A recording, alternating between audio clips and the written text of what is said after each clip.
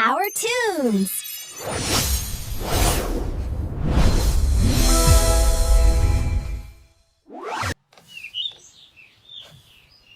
आज राधिका और विक्रम की बड़ी धूमधाम से शादी हो रही थी। जितने भी बाराती थे सब शीशे के बर्तन में खाना खा रहे थे, फिर चाहे वो अमीर हो या गरीब। सभी बारातियों के अंदर ये जिज्ञासा थी कि आखिर शीशे के बर्तन में सभी को खाना क्यों खिलाया जा रहा है। अगले दिन ममता की विदाई हो गई। वो अपने पति के साथ कार में बैठकर ससुराल जा रही थी। शीशे के बर्तन वाली बात उसके पति के मन में भी बार बार खटक रही थी, इसलिए उसने पूछ ही लिया।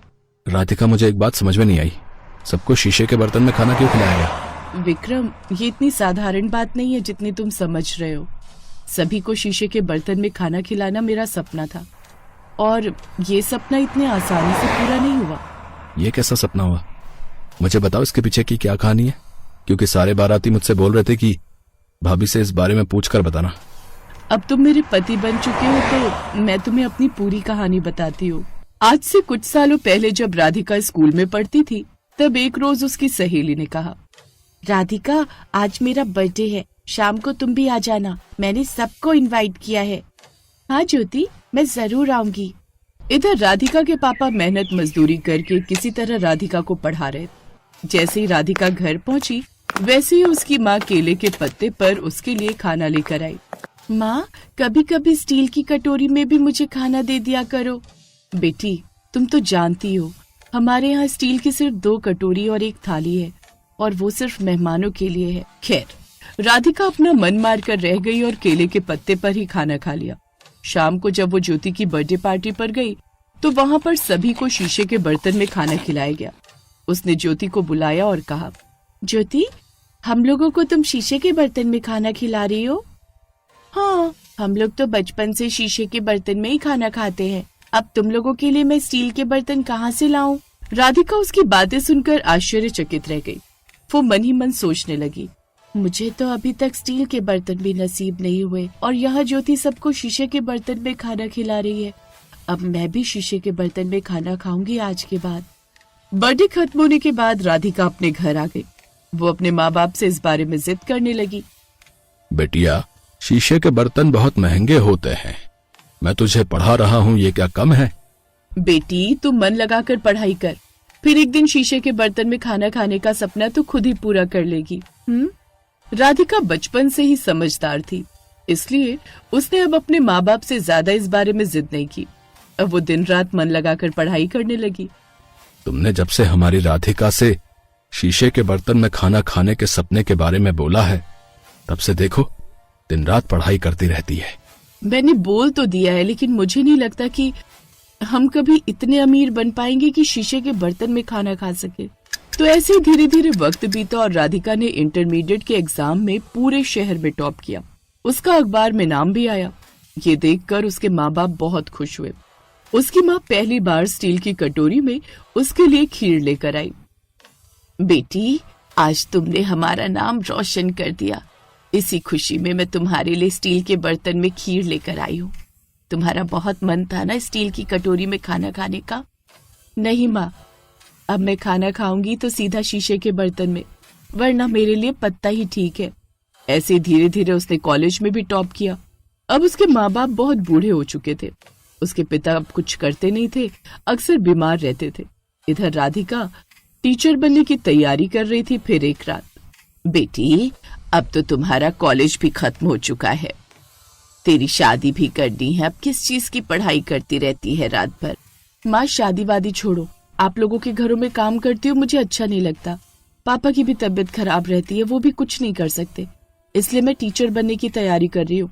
1 हफ्ते बाद एग्जाम होने वाले हैं। राधिका दिन रात तैयारी करने लगी, लेकिन एग्जाम के 2 दिन पहले ही राधिका ने अखबार में एक न्यूज पढ़ी। उसी दिन से वो बहुत उदास रहने लगी। उसकी माँ ने पूछ लिया, क्या बात है बेटी, कल तेरी परीक्षा है ना, तू इतनी उदास क्यों लग रही है? माँ, वो परीक्षाएं रद्द कर दी गई हैं क्योंकि पेपर लीक हो गया था। पूरा 1 साल बर्बाद हो गया मेरा। कोई बात नहीं बेटी, परेशान होने वाली कोई बात नहीं है, कभी न कभी परीक्षाएं तो होंगी ही, और तेरी तैयारी भी पूरी हो चुकी है। नहीं माँ, अब मैं टीचर नहीं, सीधा IAS ऑफिसर बनूंगी। अब राधिका दिन रात आईएएस ऑफिसर बनने की तैयारी करने लगी। उसने फॉर्म भी डाल दिया, लेकिन एक रात, अगर ऐसे ही हर साल मैं सिर्फ तैयारी करती रही तो अपने माता पिता की मदद कैसे कर पाऊंगी। मुझे कहीं ना कहीं काम भी पकड़ना होगा। अगले दिन राधिका कई कंपनियों में नौकरी की तलाश करने लगी, लेकिन एक्सपीरियंस ना होने की वजह से उसे कहीं काम नहीं मिला। फिर वो अचानक किसी रेस्टोरेंट में पहुंच गई। वहां सारे ग्राहक शीशे के बर्तनों में ही खाना खा रहे थे। ये देखकर राधिका को बहुत खुशी हुई। क्या बात है, यहाँ तो हर तरफ शीशे के ही बर्तन है। क्या सोच रही हो मैडम? आपको खाना बनाना तो आता है ना?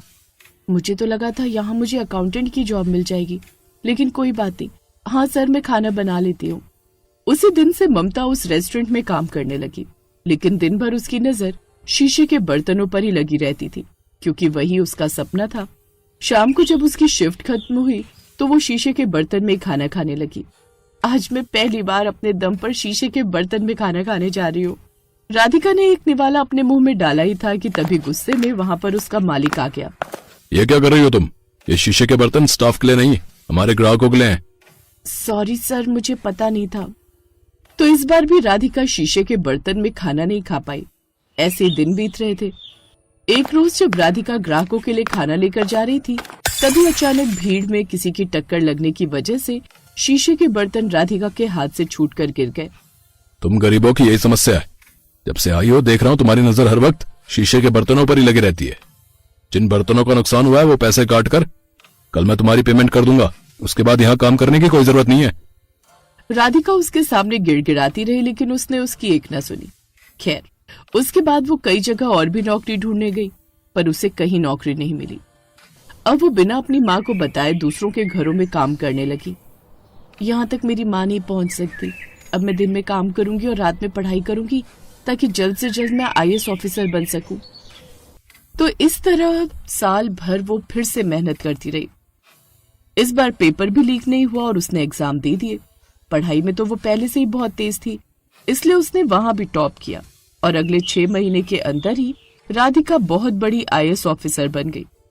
एक रोज जब वो अपने ऑफिस में बैठी थी, तब एक नौकर उसके लिए खाना लेकर आया और शीशे के बर्तन में सर्व करने लगा। फाइनली आज मेरा सपना पूरा हो ही गया। अरे काका, तुम किस बर्तन में खाना खाते हो? मैडम, मैं तो स्टील की टिफिन लाता हूँ, उसी में खा लेता हूँ। तुम भी अपने लिए एक शीशे की प्लेट लगाओ। तुम भी मेरे साथ बैठकर शीशे के बर्तन में ही खाना खाओगे। नहीं मैडम, अफसर लोग गुस्सा करेंगे। यहाँ पर सबसे बड़ी अफसर मैं हूँ। मेरे होते हुए तुम्हें कोई कुछ नहीं कहेगा। सारे अफसर उसे ही देख रहे थे। तो अब कहानी एक बार फिर से प्रेजेंट टाइम में वापस आ गई। सच में राधिका, तुम्हारी कहानी तो सच में बहुत इंस्पायर करने वाली है। विक्रम इन गरीबों की तरफ कोई ध्यान नहीं देता, इसलिए मैंने अमीर गरीब के बीच फर्क मिटाने के लिए पूरी बारात को शीशे के बर्तन में खाना खिलाया था। राधिका अपने ससुराल पहुंची। सास ने उसका स्वागत किया। हमारी अफसर बहुत थक गई होगी, मैं तेरे लिए जूस लेकर आती हूँ। माँ, जो भी लाना शीशे के बर्तन में ही लाना। आज के बाद हम सब शीशे के बर्तन में खाना खाएंगे। ऐसा क्यों? विक्रम और राधिका एक दूसरे की तरफ देखकर मुस्कुराने लगे और कहानी यहीं पर खत्म हो गई।